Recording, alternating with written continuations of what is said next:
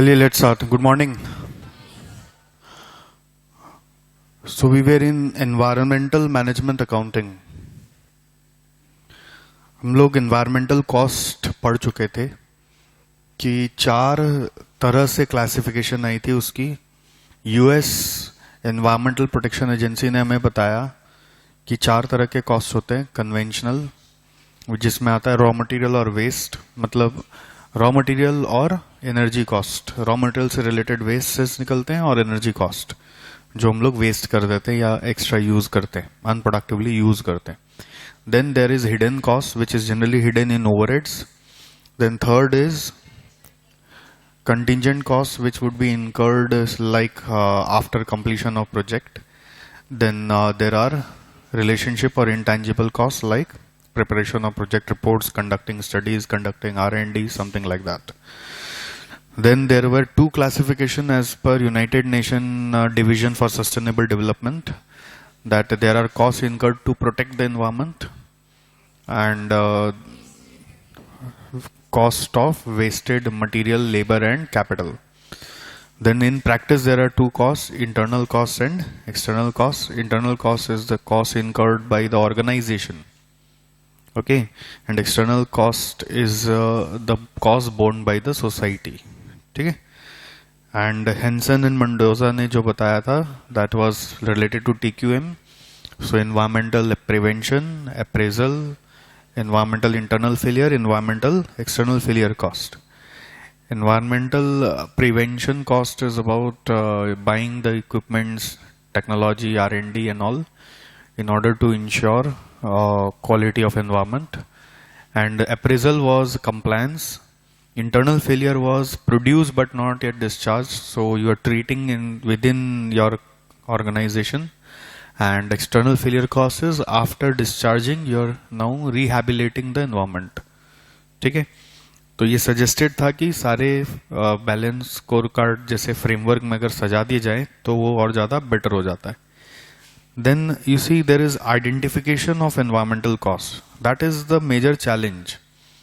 सबसे बड़ा challenge environmental management accounting में रहता है कि कैसे कॉस्ट को आइडेंटिफाई करोगे. तो सजेशन में 4 टेक्निक आए. Number 1 input output, number 2 flow cost accounting, number 3 life cycle costing, number 4 ABC.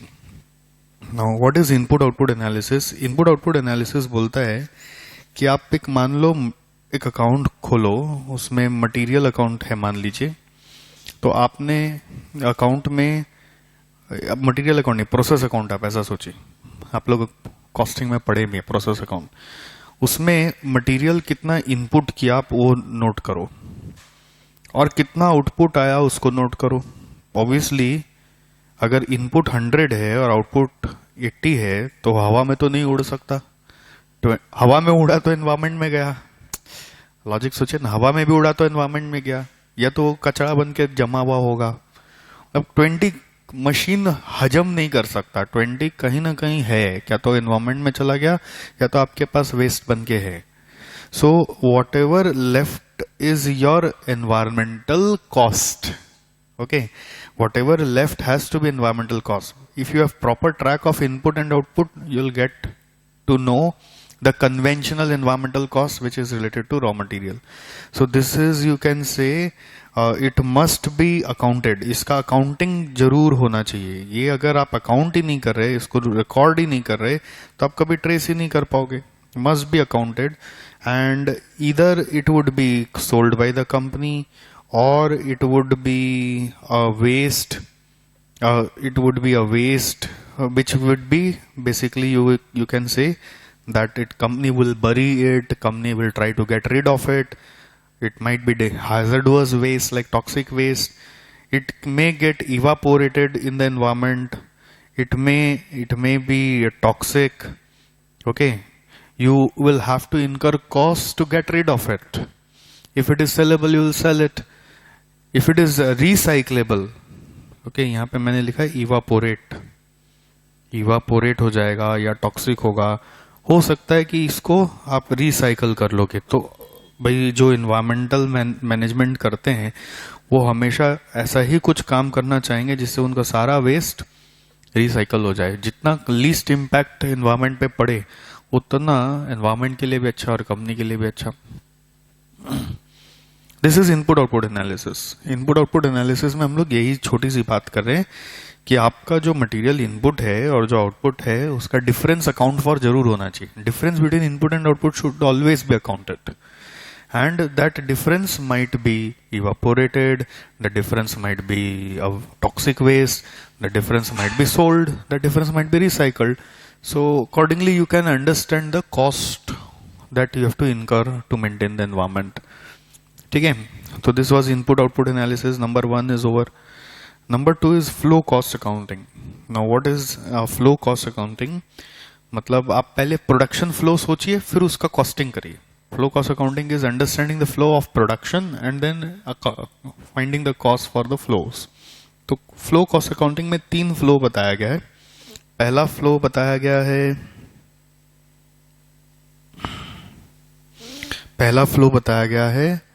it is material. First flow is material. Second flow बताया गया है systems. थर्ड फ्लो बताया गया है delivery and disposal.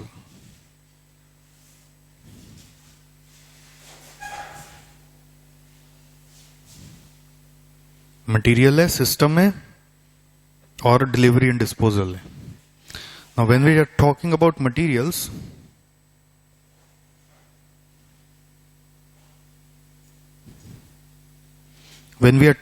Materials, it is material cost.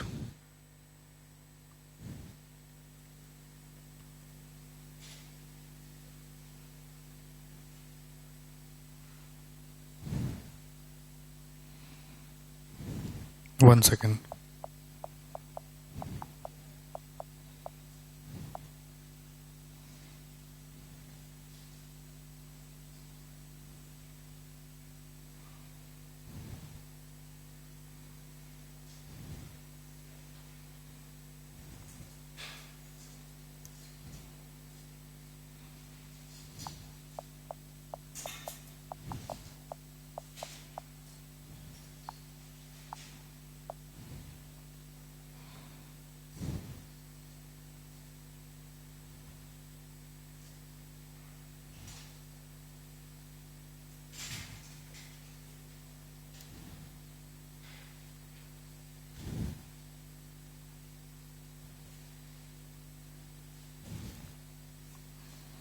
When we are talking about material, we are talking about material cost. When we are talking about system, we are talking about in-house handling of those materials,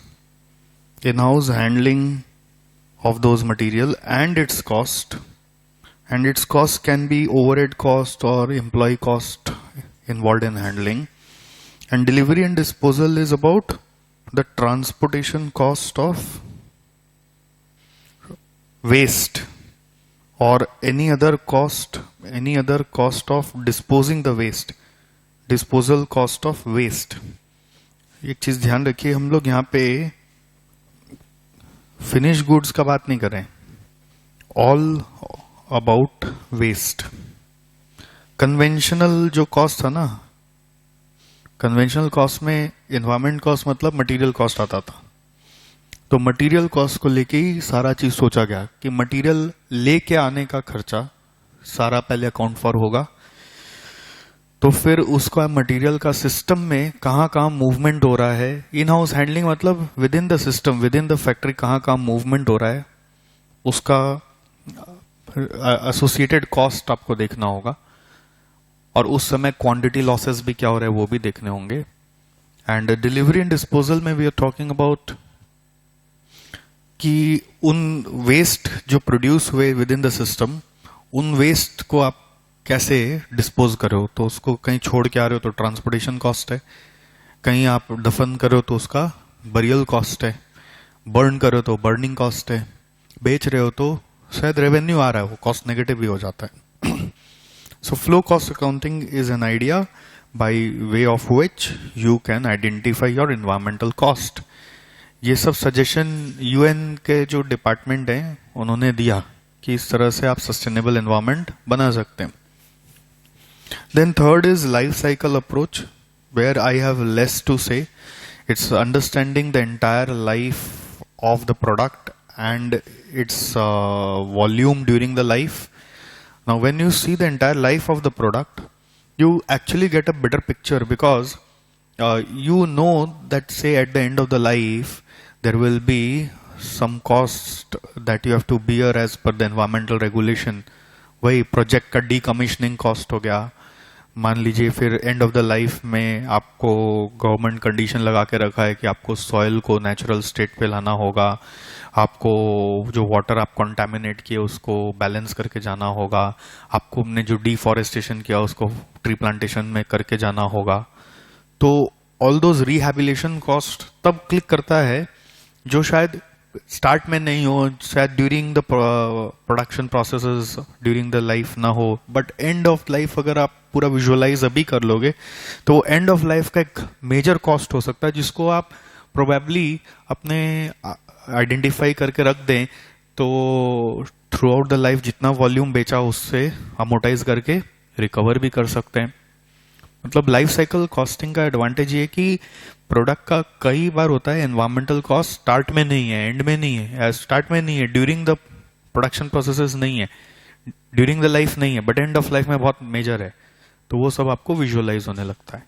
so life cycle costing का फायदा ये है कि you see the entire life, and entire life is analyzed and weighs during life cycle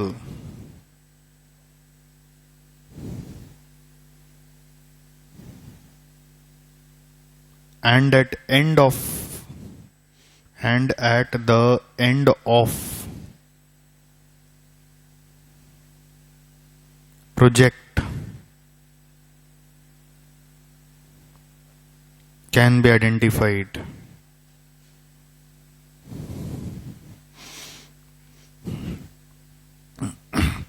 अब समझ लीजिए आपको during the life waste दिख तो रहे हैं, समझिए ड्यूरिंग द लाइफ आपको वेस्ट दिख रहे हैं, ऐसा होता ही है, वेस्ट दिख रहे हैं. तो आप एक होता है कि उस वेस्ट का कॉस्ट पता कर लिए और उसको प्रोडक्ट में अमोर्टाइज करने लगे. ये समझदारी है कि समझदारी इसमें है कि जब कॉस्ट दिख रहा है आने वाला तो आज ही कुछ ऐसे प्रिवेंशन मेजर्स ले लें कि वो कॉस्ट ना आए. समझ में आया? एक होता है कि कॉस्ट आने वाला है इसलिए हम लोग आज एस्टिमेट कर चुके हैं, अब सबसे वसूलो. ये तो बुद्धिमानी नहीं हुई. बुद्धिमानी क्या हुई कि आप ऐसे सिस्टम से अगर प्रोड्यूस करते हो कि वो सब वेस्ट जीरो हो जाए, तो you have to think over it. तो लाइफ साइकिल में ये भी एक कमेंट आप कर सकते हो कि if we know the waste, if we know the expected waste over life, if we know the expected waste over life, we can take measures. We can take measures. If we know the expected waste over life, we can take measures to prevent it using TQM philosophies. Total quality management, lean system, waste reduction के लिए सिखाया ही था. Using TQM philosophies. इसमें लिखा हुआ ये देखिए, zero complaints, zero spills, zero pollution, zero waste and zero accidents. आप अभी से वो सब की तैयारियां कर सकते हैं. आप अगर लाइफ को एनालाइज करते हो तो you get to know the problems right at present, and then you can take steps to cure it, to prevent it rather. देखो प्रिवेंशन और क्योर में फर्क क्या होता है पता है ना? Prevention is better than cure बोलते हैं ना. Prevention is proactive, cure is reactive. मतलब बीमारी आया, इलाज हो गया तो क्योर हो गया. मतलब वेस्ट आया, रिड्यूस का वेस्ट आया, उसका ट्रीटमेंट कर दिया तो वो क्योर हो गया. That is internal failure. and prevention is reducing the internal failure. So as soon as you identify कि लाइफ में कहीं वेस्ट आने वाला है तो क्योर का मेजर्स तो ले ही लेंगे आप, there is no doubt, but prevention का भी मेजर्स आप प्लान कर सकते हैं. And fourthly it is activity based costing. Fourthly it is activity based costing. Fourthly it is activity based costing, जिसमें they are saying that you can enter into the overheads, identify different activities in your overheads, and then identify the cost pool of such overheads. Definitely you will get hidden cost of environment in the overhead item. Then obviously you will get the cost pool of that. Then you will allocate some drivers so that you are able to find out the rate of such environmental cost. Accordingly, you can prevent it. Accordingly, you can cure it. Accordingly, you can also amortize it to the cost of the product.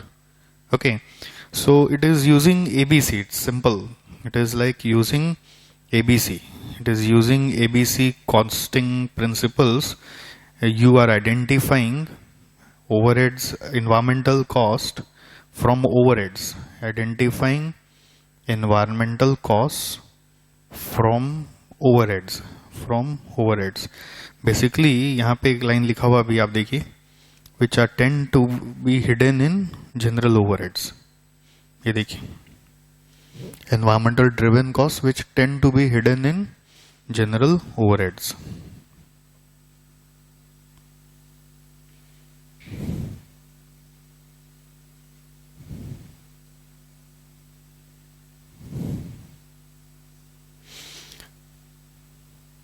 इसमें यहाँ पे आता है कि environmental driven costs are removed from general overheads and traced to products or services. आप overhead से निकाल कर फिर ये भी पता करते हो कि वो किस प्रोडक्ट और सर्विस के कारण आ रहा है. Then the cost drivers are determined based on environmental impact that activities have and costs are charged accordingly. So the question is, what will be the cost drivers? तो कॉस्ट ड्राइवर्स का choose करने का basis, cost drivers can be पहला case है, it can be according to the volume of emissions और waste. समझ गए? जैसे फॉर एग्जांपल ओवरहेड में एक आइटम निकल के आया, वेस्ट, मान लीजिए टॉक्सिक वेस्ट एक आइटम निकल के आ गया.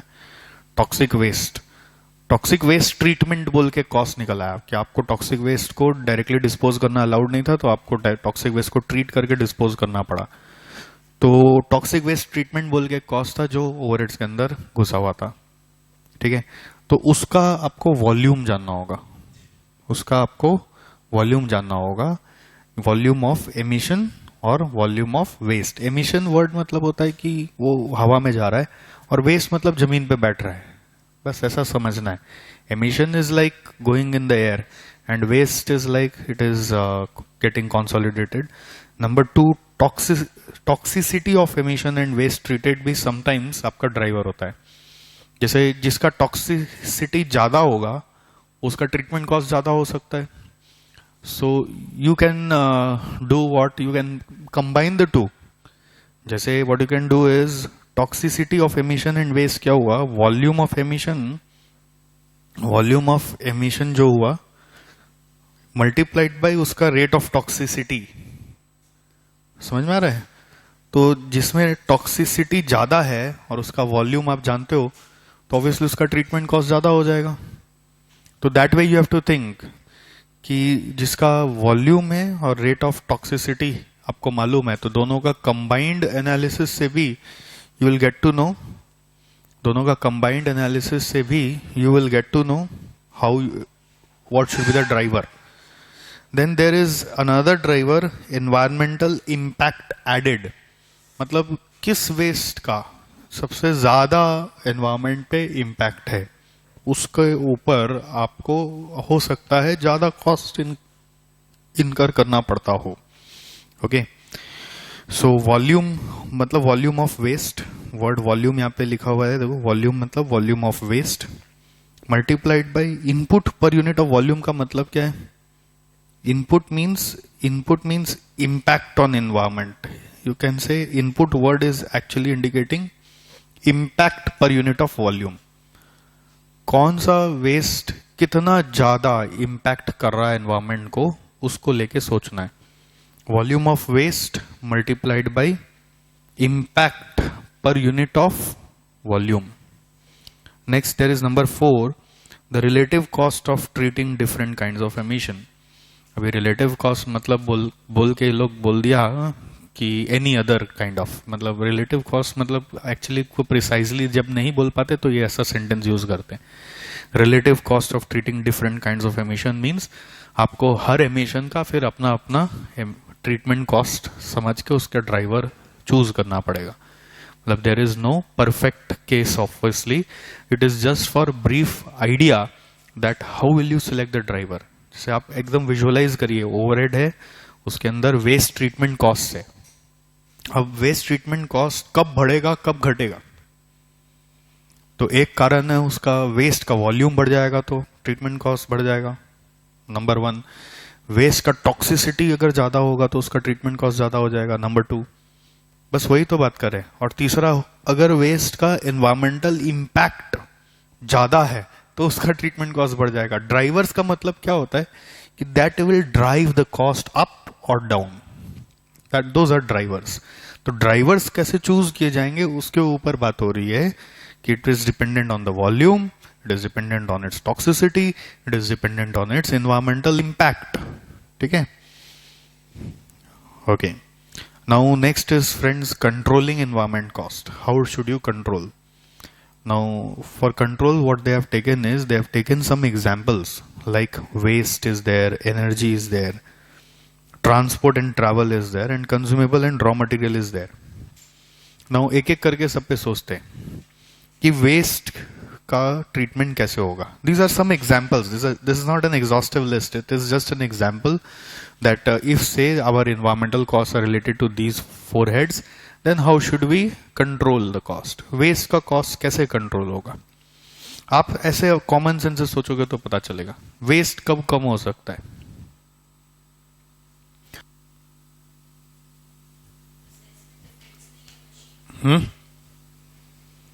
प्रोसेस इंप्रूवमेंट से आपका वेस्ट कॉस्ट कम हो सकता है. और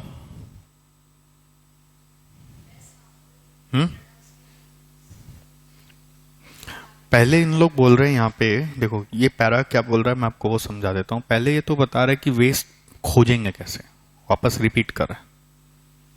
वेस्ट खोजेंगे कैसे, उसके लिए तो इनपुट आउटपुट एनालिसिस अभी बताया था मैंने कि अकाउंट बनाइए, प्रोसेस अकाउंट, इनपुट डाला, आउटपुट लिखा, तो डिफरेंस कहीं ना कहीं तो गया ही है, क्या तो हवा में गया या तो जमीन पे पड़ा है, तो वही वेस्ट है. तो पहले तो उस वेस्ट को खोजो, फिर उसका कॉस्ट सोचो. देखो हवा में गया तो आपने उसका कॉस्ट बियर नहीं किया, जमीन पे रह गया तो आपको उसका कॉस्ट बियर करना होगा. तो देयर इज इधर internal cost which you are bearing, जमीन पे रह गया वेस्ट, कचरा जम के जमीन पे रह गया तो आपको उसको डिस्पोज करना पड़ेगा, और वो हवा में ही उड़ गया पॉल्यूशन बन के, तो एनवायरमेंट उसका कॉस्ट बियर कर रहा है, सोसाइटी बियर कर रहा है. तो you have to first understand the cost impact of such waste, whether it is internal or it is external. External waste, external cost of waste को कंट्रोल करने का उपाय क्या है, और इंटरनल कॉस्ट ऑफ वेस्ट को कंट्रोल करने का उपाय क्या है. Now to control internal cost you can find recycling options, है ना. ब्रेनस्टॉर्मिंग है. देखिए इसमें आप ये मत समझिए कि ये जो लिखा यही पत्थर की लकीर है. आप लोग ये जो बोल देते ना सर हम तो सजेस्टेड आंसर छाप के आया फिर भी नंबर नहीं आया, ये सब पत्थर की लकीर नहीं है. दिस आर जस्ट सजेस्टिव्स कि ये ऐसे सोचा जा सकता है. आपके पास और बेटर आइडियाज है तो आप जस्टिफाई करिए ना. आज वेस्ट किसी कंपनी में कम करना है जो हमारे यहाँ पे जमीन पे जम रहा है, उसका उपाय क्या है?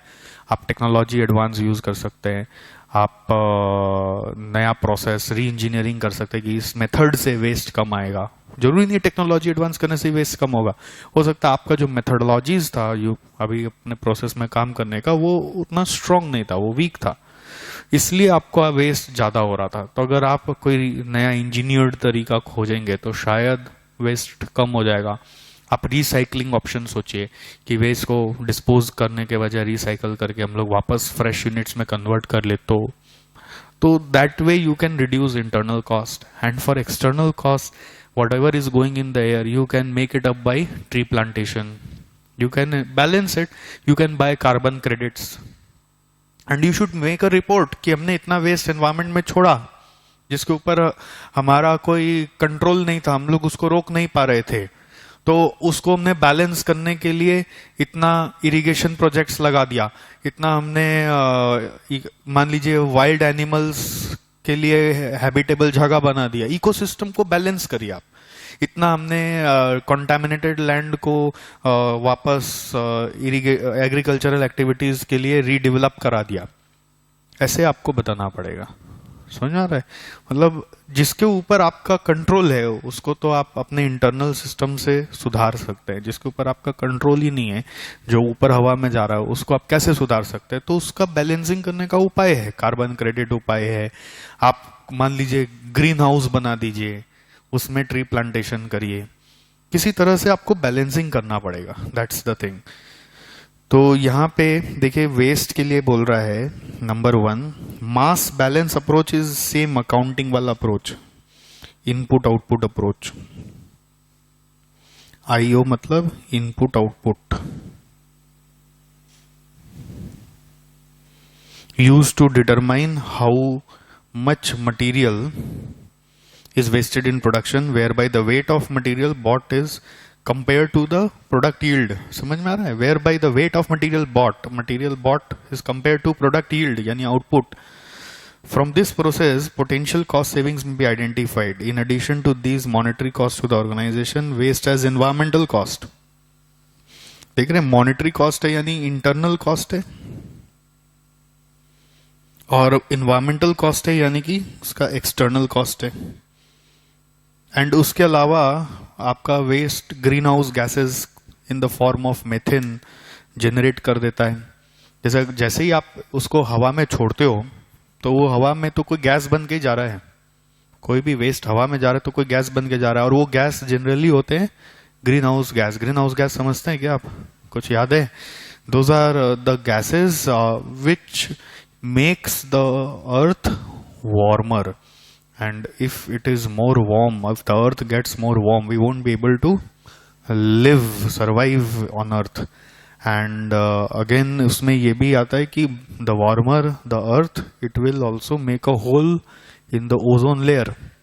And if ozone layer gets depleted, the UV rays of sun will fall directly on us, and that will actually kill all of us, all of humans. Humans won't be able to survive. सो उसको prevent करने का आपके पास कोई उपाय होना चाहिए. तो वही है कि टैक्सेस फॉर, कई बार टैक्सेस लगते हैं, फाइन देना पड़ते हैं, all are such environmental cost. ठीक है?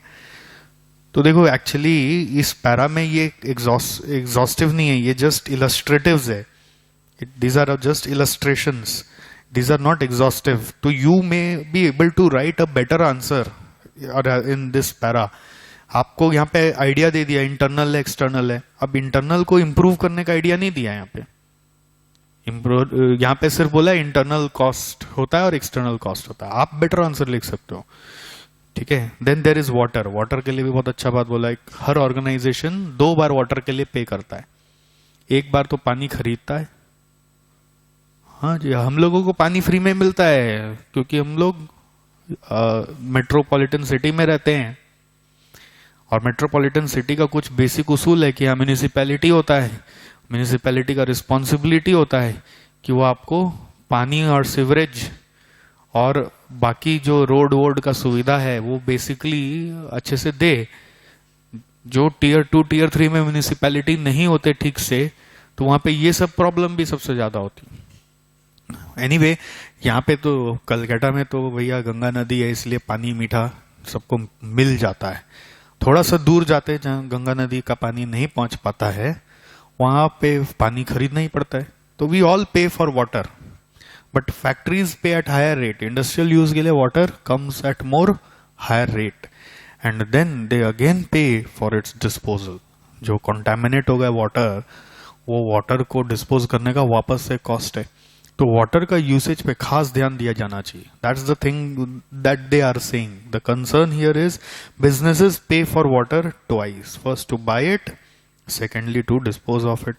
तो भाई आप अगर इसमें सबसे इंपॉर्टेंट होता है प्रिवेंशन, कैसे होगा पता है, लेस वाटर बाय करो तो लेस आप डिस्पोज करोगे। तो आपको ऐसे प्रोसेसेस के बारे में सोचने चाहिए जिसमें पानी खरीदना ही कम पड़े, लेस यूज ऑफ वाटर से प्रोसेस चले। तो organisation to identify where water is used and how consumption can be decreased. Similarly energy is basically cost of power. Energy can be generated by fossil fuel like petrol, or it can be generated through nuclear power, wind power, solar power. So most of pollution comes when you burn fossil fuel.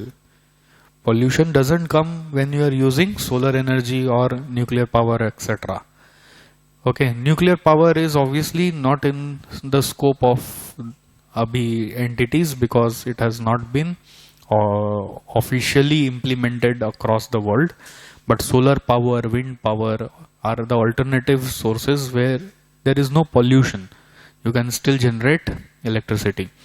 So energy cost usually देखा गया है कि बड़े बड़े industrial houses में सबसे highest amount पे होते हैं, इसलिए उनका कॉस्ट शीट भी मटेरियल नहीं दिखाता सबसे पहले। उनका कॉस्ट शीट में मेजॉरिटी केसेस पहले एनर्जी कॉस्ट दिखाता है कि आप एनर्जी कितना कंज्यूम करें। तो जो ज़्यादा एनर्जी कंज्यूम करेगा उसके यहाँ एनर्जी वेस्ट होने का संभावना ज़्यादा है। जिसके एनर्जी कंजम्पशन ही कम होगा ऑब्वियसली वहाँ वेस्टेज कम होगा। तो आपको रिन्यूएबल सोर्सेज में जाना चाहिए। Often energy cost can be reduce significantly at very little cost. Environmental management accounts में help to identify inefficiencies and wasteful practices, and at very little cost मतलब यहाँ बोलना चाह रहे हैं आप रिन्यूएबल एनर्जीज को यूज करिए। रिन्यूएबल सोर्स जैसे कि सोलर, न्यूक्लियर, विंड। बड़ी बड़ी फैक्ट्रियों में आप देखेंगे विंड पावर बैठा ही रखते हैं वो लोग। भाई क्यों, हवा जब आ ही रहा है इतना रिमोट एरिया में तो उसको एनर्जी में ट्रांसलेट क्यों ना करे, जितना सेविंग्स हो जाए। ओके, मैकेन करके कंपनी है, नाम सुने क्या? मैकेन का फ्राइज खाए हैं, बहुत जबरदस्त होता है। अरे मिलता भी है अलग से, आप खरीद के लाके घर पे फ्राई कर सकते हैं। वर्ल्ड वाइड पॉपुलर है। मैकडोनल्ड का फ्राइज खाएं अगर मैकेन का खाएं तो मैकडोनल्ड का बंद कर दोगे आप खाना। मतलब इट इज सच डिलीशियस। कहीं कहीं तो मॉल में काउंटर्स भी अभी भी है क्या पता नहीं, सिटी सेंटर में तो होता था पहले, बिग बाजार में तो मिलता ही, पैकेट्स मिलता है। बट मुझे याद आता है सिटी सेंटर में हमने कई बार खाया हुआ है, वो एक काउंटर ही था उसका, फ्राई करके देते हैं वो लोग। अब है कि नहीं आई डोंट नो। तो एनीवेज मैकेन इतना बड़ा कंपनी, उसने अपना एनर्जी कॉस्ट को कैसे कंट्रोल किया, उन्होंने सम $10 billion इन्वेस्ट किए, 10 billion pounds इन्वेस्ट किए to reduce their energy consumption cost by 60%। And where did they invest? They made basically turbines मतलब ऐसे जोर जोर से घूमने वाला एक मशीन जो हवा से बेसिकली एनर्जी ट्रांसलेट कर लेता था। तो कंपनियां अग्रेसिव है तभी तो वो लोग कर पा रही है। ठीक है, 10 million pounds, not billion pounds, 10 million pounds invest करके 60% से एनर्जी कंजम्पशन कम कर दिया। और हो ही रहा है ना, एनर्जी एफिशिएंसी का ही तो प्रोडक्ट भी आ रहा है। आप देखिए आजकल इन्वर्टर एसी आता है, क्यों आता है, क्या बोल के बेचते हैं? It will save the energy consumption. आप सारा दिन भी एसी यूज करते हो तो आपका इलेक्ट्रिक बिल बहुत कम आता है। वैसे ही 5 स्टार इलेक्ट्रॉनिक्स में रेटिंग आता है ना, 3 star, 4 star, 5 star, those are all environmental friendly. क्यों बोलते हैं उसको? क्योंकि 5 star will consume least energy, and the difference is actually visible if you have installed ACs at your home or office ever. If you have one 2-star, 3-star AC and another you have 5-star AC, the cost will come almost I'll say to 20%. This is our experience. अभी इस centre में तो we have mix, not all are 5 stars, But previously, when we had in our previous center, we had all 5-star ACs, and before that we had all below 5-star ACs. तो जो electric bill था वो अचानक से हमने देखा कि it came to 20%, and AC consumption was constant और इट वाज एक्स्ट्रा ओनली. तो दैट टेक्नोलॉजी इज देयर. जैसे घर में अगर गर्मी बहुत है तो इन्वर्टर AC लगाना चाहिए. लेटेस्ट टेक्नोलॉजी में हम लोग क्या करते हैं ना, प्रीमियम देना नहीं चाहते. हम लोग सोचते हैं अरे इतना महंगा है, इससे अच्छा 2 स्टार ले लो, इससे अच्छा 3 स्टार ले लो, कौन सा AC सारा दिन चलता है. बट AC होगा तो चलेगा ही, और अगर वो चला तो उसका इलेक्ट्रिक बिल इतना आएगा कि आपको लगेगा कि AC का कॉस्ट तो 20-30 हज़ार ही था, इसका इलेक्ट्रिक बिल भरते भरते पागल हो गए. तो अच्छा इन्वेस्टमेंट करके, जो बड़ा बड़ा कॉर्पोरेट का थिंकिंग होता है कि ये 10 मिलियन पाउंड इन्वेस्ट करके 60% से एनर्जी कॉस्ट कम किया, वैसे ही आपको एनर्जी कॉस्ट कम करना है. अगर आपको चीजों को यूज करनी है तो एनर्जी कॉस्ट कम करिए. एनर्जी कॉस्ट कम करना है तो आपको थोड़ा सा एक्स्ट्रा इन्वेस्टमेंट करना चाहिए. Then transport and travel. Transport and travel is about transport and travel of what? Material, not finish goods. It's all about material. और उसमें आप इसमें तो एग्जाम्पल में देखिए एक और, वैसे तो ट्रांसपोर्ट एंड ट्रैवल ऊपर से पढ़ते हुए आ रहे, तो मटेरियल और गुड्स सबके लिए नहीं पढ़ रहे थे, खाली वेस्ट के लिए पढ़ रहे थे. बट यहाँ पे कमेंट में गुड्स के बारे में बोलने लगे कि आप मोर फ्यूल एफिशिएंट व्हीकल्स वगैरह ले सकते हैं. जैसे बड़े बड़े फैक्ट्रियों में इंटरनल मूवमेंट करने के लिए आप इंटरनली भी तो बड़ा बड़ा फैक्ट्री में अंदर अंदर भी बहुत घूमना पड़ता है. तो what you can do is you can buy those electric vehicles. होता ही आजकल बड़ी बड़ी फैक्ट्रियों में इलेक्ट्रिक व्हीकल्स होते हैं.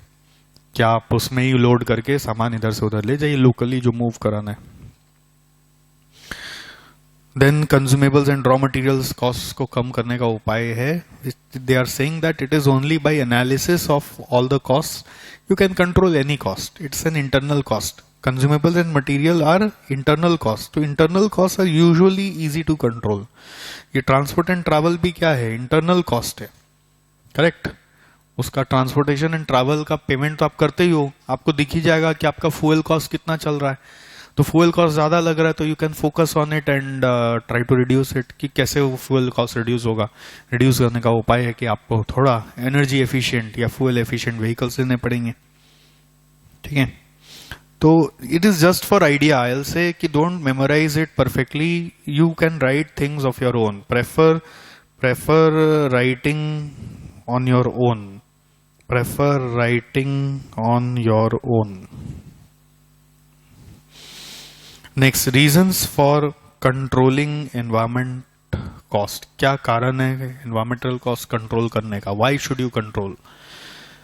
तो इसमें पहला बात तो कार्बन फुटप्रिंट को लेके बोल रहा है. कार्बन फुटप्रिंट समझाया था ना मैंने आपको कि it is the quantity of carbon dioxide per person per year. So they are saying that people are getting aware of carbon footprint. So if your carbon footprint is high, you can get to know about it. There are some tools by which you can measure what is your carbon footprint. And अगर आप ऐसा जान पाते हो तो it is your responsibility to reduce it. तो बस इसमें यही बोल रहा है. First, a carbon footprint measures the total greenhouse gas emissions caused directly and indirectly by a person, organization, event or product. People are now becoming aware about the carbon footprint and recycling. Several companies have initiated CSR committees as they feel that portraying themselves as environmentally responsible makes them popular among consumers. ये actually बोल सकते हैं सही बात है. जहाँ पे भाई आप पढ़ते हो ना कि we are working this for environment, that for environment, थोड़ा सा एक मतलब अपने को ऐसा फील आता है कंज्यूमर से एंगल से कि यार कितना सोचते हैं ये लोग. देख ये लोग सही में बहुत अच्छी कंपनियां हैं. मतलब एक जेन्युइनिटी दिखता है when we read about them कि इन लोग कितना एनवायरमेंट के लिए सोचता है. हम लोग तो ऐसे ही खा के थूक देता है, सामान कचड़ा ऊपर से नीचे फेंक देता है. बट ये लोग कितना सोच रहा है बैठ के. मतलब इट्स इज लाइक दैट. तो दैट्स व्हाई पीपल ये बोलना क्या चाह रहा है कि आपका एक ब्रांडिंग हो सकता है. ये ऐसे बोलना चाह रहा है. अगर आप कॉस्ट कंट्रोल करोगे तो इनडायरेक्ट बेनिफिट आपका एक अच्छा ब्रांड इमेज क्रिएट हो रहा है कि आप एनवायरमेंट फ्रेंडली हो, कंज्यूमर्स को भी ज्ञान हो रहा है अपना फुटप्रिंट का, तो वो समझ रहा है कि मेरे कारण मैं इतना कार्बन एमिशन कर रहा हूँ, बट ये कंपनी को तो देखो इनका एमिशन 0 है। Second, environmental cost are becoming huge for some companies. तो ह्यूज कॉस्ट है तो obviously you should reduce it, otherwise तो बिजनेस चलेगा नहीं ना। These costs in some cases can amount to more than 20% of their operating costs. So if not managed, how will the company sustain? If not managed, how will the company sustain? अगर environmental cost के बारे में नहीं सोचोगे तो company चलेगा कैसे? If not managed, then how will the company sustain? ठीक है? If not managed, how will the company sustain? And there is third reason. ये नंबर A था, ये नंबर B था, then there is number C. Regulations. भाई जबरदस्ती आपसे करवाया जा रहा है, आप क्या कर लोगे? भाई रेगुलेशन में ऐसा है कि पेनल्टी, प्रोसिक्यूशन सब हो रहा है। पेनल्टी तो लग रहा है वो अलग, प्रोसिक्यूशन भी हो रहा है, और ऊपर से बिजनेस बंद करवा दिया जा रहा है कि एनवायरमेंट को आप इतना प्रदूषित करें, आपका बिजनेस को बंद करना पड़ेगा। जैसे आप लोग वो स्टॉक मार्केट में सुनते हैं ना, इन्वेस्ट सेबी का जो जोर है, वैसे ही इंडस्ट्रियल सेक्टर्स में एनवायरमेंटल प्रोटेक्शन एजेंसीज का जो जोर है, उसके बाद कोई कुछ नहीं बोलता। मतलब इट इज लाइक दैट, उसके ऊपर कोई कुछ है ही नहीं। और सुप्रीम कोर्ट भी शायद आपके फेवर में नहीं आएगा। सेबी अगर कोई केस कर दिया और सेबी के पास एविडेंसेस है, तो सुप्रीम कोर्ट भी उसको ना नहीं बोल सकता है, क्योंकि वो सेबी पब्लिक एट लार्ज के बारे में सोच रहा है, और एनवायरमेंटल प्रोटेक्शन एजेंसी तो समझिए दुनिया एट लार्ज के बारे में सोच रहा है, तो वहां से बचाव बहुत मुश्किल है। Okay, now next is guys role of environmental management accounting in product process related to decision making. ये एक पॉइंट था हमारा, कितना 5 नंबर था क्या, 6 नंबर था, जिसमें मैंने बोला था 5 मेजर रोल्स है, जिसके बारे में हम लोग उस एकदम चैप्टर का बिगनिंग में भी मार्किंग किए थे कि इन्वायरमेंटल मैनेजमेंट अकाउंटिंग का मेन फायदा कहाँ पे है। देखिए, पहला तो वो प्राइसिंग में हेल्प कर देता है आपको ठीक से, क्योंकि आपका environmental cost many times hidden होता है, तो आप जानते ही नहीं कि वो प्रोडक्ट में कितना था, किस प्रोडक्ट में कितना था। तो आप अगर इन्वायरमेंटल कॉस्ट को ठीक से आइडेंटिफाई किए, एक्टिविटी बेस्ड कॉस्टिंग से किस प्रोडक्ट के कारण लग रहा है उसको पहचान लिए, तो उस प्रोडक्ट में वो कॉस्ट को एट्रीब्यूट करके प्राइसिंग को एडजस्ट कर सकते हो as a result of recalculated cost. So first is pricing. Second is आप अपना मार्जिन, प्रॉफिट मार्जिन को रीइवैल्यूएट कर सकते हो। थर्ड इज अगर आपको लग रहा है कि ये वायबल ही नहीं है, तो आप किसी प्रोडक्ट को फेज आउट कर सकते हो, या फिर किसी प्रोडक्ट पे इन्वेस्ट भी कर सकते हो। आपको लग रहा है अगर वो इन्वायरमेंटली बहुत ज्यादा वायबल है तो आप फेज आउट कर सकते हो और इन्वेस्ट कर सकते हो। नेक्स्ट, रीडिजाइनिंग ऑफ प्रोसेसेस और products in order to reduce environmental cost. ये आइडियाज आपको आ सकते हैं कि आप रीडिजाइन कर सकते हो अपने प्रोसेस या प्रोडक्ट को, so that it will save the environmental cost. जैसे जेरोक्स कंपनी का नाम सुने ना आप, जेरोक्स क्या बेचता है? जेरोक्स क्या बेचता है? जेरोक्स कंपनी का नाम नहीं सुने? जेरोक्स एक कंपनी का नाम है, जेरोक्स लिमिटेड। जेरोक्स कॉर्पोरेशन एक उसका होल्डिंग कंपनी है, फिर जेरोक्स लिमिटेड उसका सब्सिडियरी कंपनी है जो अक्रॉस द वर्ल्ड है। जेरोक्स लिमिटेड जेरोक्स मशीन्स बनाता है, एक्चुअली वो फोटोकॉपी मशीन्स बनाता है, जिसका नाम ही फिर जेरोक्स पड़ गया। जैसे कोलगेट करते हो तो कोलगेट करते हो ना, कि टूथपेस्ट करते हो? ब्रश पे क्या लगाते हो, कोलगेट कि टूथपेस्ट? तो बट कोलगेट करते हैं ना अपने, वैसे ही जेरोक्स तो करते ही हैं।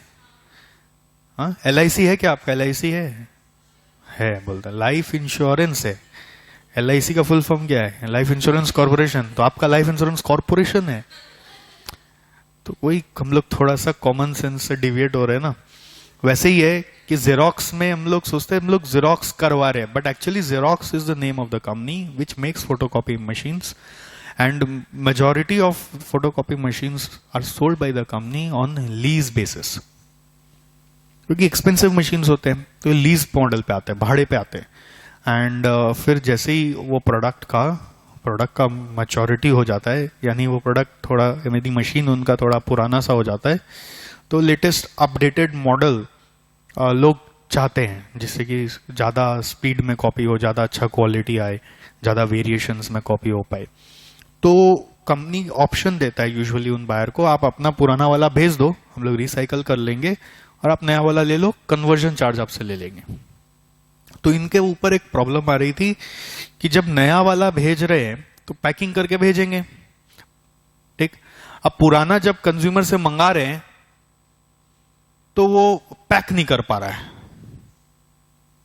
सोचिए, समस्या सोचिए, हम नया भेज रहे हैं तो पैकिंग करके भेज रहे हैं, पुराना वाला मंगा रहे हैं तो वो पैक नहीं कर पा रहा है, और जिस तरह से हम पैक करके दे रहे हैं वो जब नया वाला कोई एंटिटी जब उसको ओपन कर रहा है तो पैकेजिंग ऐसा है कि वो रीयूजेबल ही नहीं है, कि उसको तोड़ तोड़ के फाड़ फूड़ के अलग करना पड़ता है, फिर मशीन निकलता है, और मशीन निकलने के बाद उसको यूज करने के बाद जब उसको रिसाइकलिंग के लिए या एक्सचेंज के लिए वापस भेज रहे हैं तो वो बेचारे वो लोग पैक नहीं कर पा रहे, और पैक नहीं कर पा रहे तो मिस हैंडलिंग होगा, तो जब यहाँ पे वापस पहुंच रहा है तो उसको रिसाइकल करने में इफेक्टिवनेस नहीं आ रहा है, तो अल्टीमेटली लॉसेस हो रहे।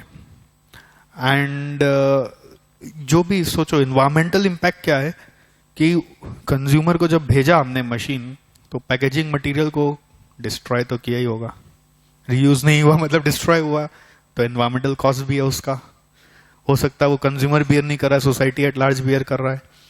तो कंपनी ने रिडिस्कवर किया, अपना पैकेजिंग को रीडिजाइन किया, वो रीडिजाइन पे बता रहा हूं, पैकेजिंग को रीडिजाइन किया। कैसे किया?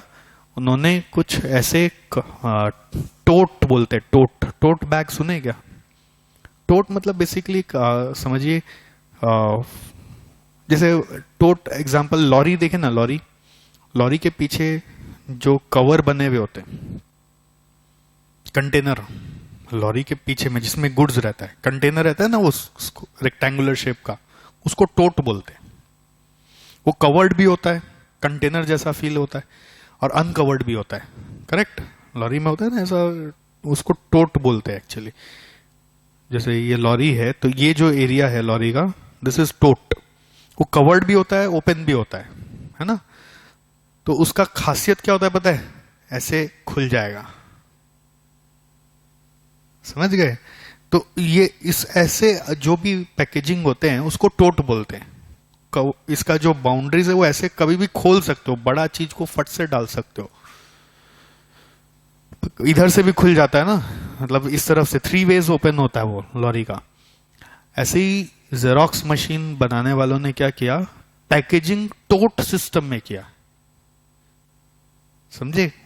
टोट बनाया जिसमें मशीन पैक होगा, तो जब कंज्यूमर तक पहुंच रहा है तो वो बस टोट को ओपन कर रहा है, तो सेफली वो ओपन हो गया और वो रीयूजेबल भी हो गया, उसको डिस्ट्रॉय नहीं करना पड़ा। तो जब उनको बोल दिया गया वहीं पे कि जब आप इसे वापस भेजोगे एक्सचेंज में तो इसी टोट में वापस भेजना होगा, तो उसको संभाल के भी रख पाया और रीयूज भी कर पाया। तो इससे कंपनी ने पैकेजिंग कॉस्ट में बहुत सेविंग कर लिया। That was their consciousness about the environment. मतलब अगर आप जेरोक्स लिमिट कंपनी का वेबसाइट पे जाके पढ़ोगे ना तो इसके बारे में पूरा डिटेल्ड रिपोर्ट है, बट एक छोटा सा डिस्कशन यहाँ पे जेरोक्स को लेके दिया हुआ है कि कैसे उन्होंने पैकेजिंग को रीडिजाइन किया। Packaging redesign,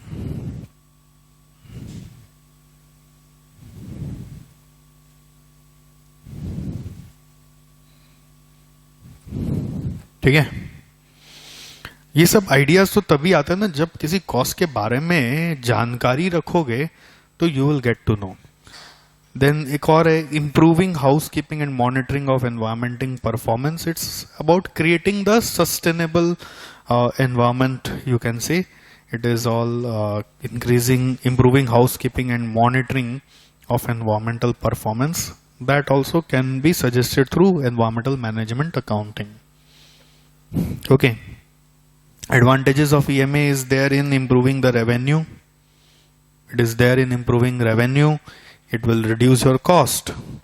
Disadvantage, it will increase in cost. Disadvantage ये देखिए ना, इससे मैच हो रहा है. इंक्रीज कॉस्ट कैसे होगा, आप समझते हो क्या? हाँ जी, कॉस्ट इंक्रीज कैसे होगा?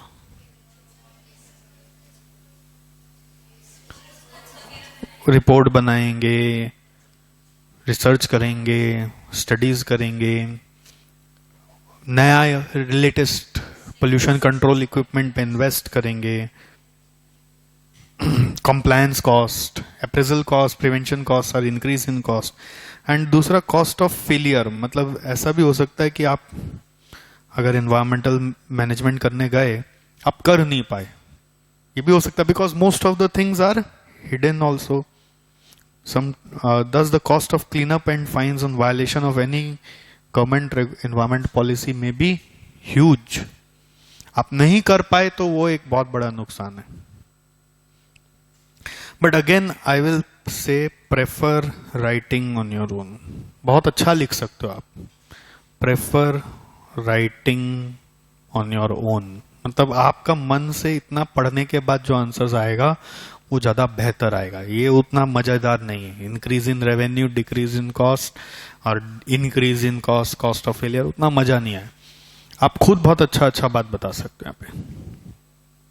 देखिए, जो अभी थ्योरी का जो एसेंस है ना ये न्यू सिलेबस में, it is demanding that you should have capability to write of your own. You should take synopsis from here, you should have ideas of the things about here from this book, and then have the capability of writing on and try to use relevant keywords. अब जैसे environmental management पे कुछ लिखना है तो आप green house gases के बारे में कुछ बताओ, कार्बन फुटप्रिंट के बारे में बताओ, आप कंप्लायंसेस के बारे में बताओ, रेगुलेटरी बॉडीज के बारे में बताओ, कन्वेंशनल कॉस्ट, हिडन कॉस्ट के बारे में बताओ, उसके ट्रिक्स क्या है आइडेंटिफाई करने के, इनपुट आउटपुट एनालिसिस के बारे में बताओ. जो आपको लगता है कि वो इसी चैप्टर में सीखने को मिला और कहीं था भी नहीं, तो वो सबका आइडिया नहीं होगा, तो आप एकदम बस फिर वो जनरल नॉलेज से ऐसे राइटिंग कर रहे होंगे. तो ऐसे राइटिंग हम नहीं चाहते हैं. हम चाहते हैं कि आप रेलिवेंट कीवर्ड्स को ले लेकर आंसर्स क्रिएट करें. और उसमें फिर role of environmental management accountant क्या है कि वो प्राइसिंग में हेल्प कर सकता है, आपको पूरी डिजाइनिंग में हेल्प कर सकता है, वो एनवायरमेंटल कॉस्ट रिडक्शन में भी हेल्प कर सकता है, कॉस्ट सेविंग्स लाके दिखा सकता है. करेक्ट. वो आपको बता सकता है किस प्रोडक्ट से कब बाहर निकलना है या किस प्रोडक्ट में कब इन्वेस्ट करना है. ये एक बार आप वापस देखिए तो चैप्टर का स्टार्टिंग में role of environmental management accounting match होता है कि ऑलमोस्ट. प्रोडक्ट प्राइसिंग, बजटिंग एक नया पॉइंट डाल दिया, investment appraisal, calculating it's cost and savings of environmental project, setting quantified performance target कि आपको क्या करना है. वही मॉनिटरिंग में हेल्प करता है ये. This is only about monitoring कि whether you are able to achieve the environmental targets और not. This is also monitoring.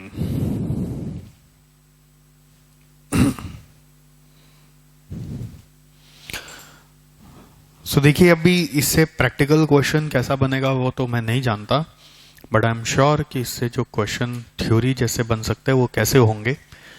एक तो आपको लिस्ट ऑफ कॉस्ट दे देगा, बोलेगा कैटेगराइज करो, ये कन्वेंशनल है कि हिडन है, कि ये रिलेशनशिप कॉस्ट है, कि ये कंटिंजेंट कॉस्ट है, या फिर कैटेगराइज करो ये प्रिवेंशन है कि अप्रेजल है कि इंटरनल फेलियर है कि एक्सटर्नल फेलियर है. ये मतलब एग्जाम का एक्सपेक्टेड क्वेश्चन में से एक है.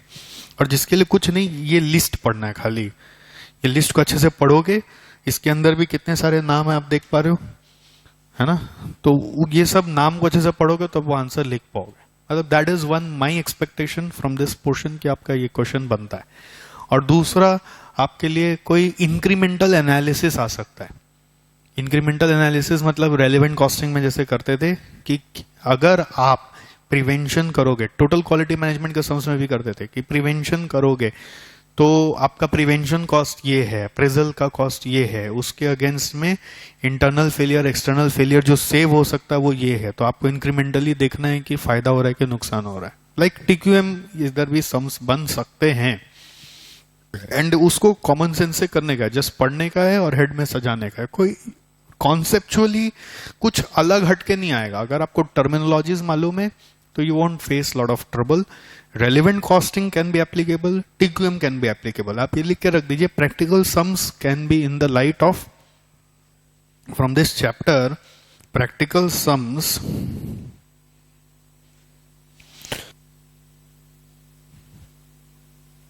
like TQM chapter और relevant costing का sums may come।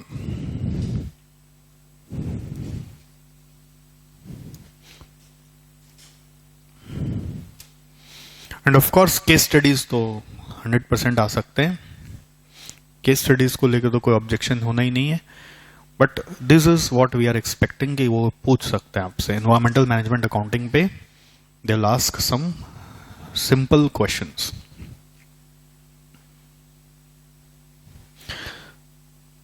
So with this we have completed environmental management accounting with you. Okay. Revision लगेगा, मैं आपको वापस बता दूं, रिवीजन लगेगा, और एक बार अभी पढ़ के रख दोगे तो बाद में मेहनत कम करना होगा, जीरो से नहीं उठाना होगा। समरी चार्ट बना के एक बार, समरी चार्ट जब कंप्लीट करोगे तो एक बार पढ़ना ही पड़ेगा, तो एक बार अपने से पढ़ के अपने आप समरी चार्ट बना के रख देंगे तो next time you won't be at zero, you would be at some level, you will remember lot of things from where you can pick up, और एल्स सब कुछ जीरो पे वापस चला जाएगा। Let's take a break.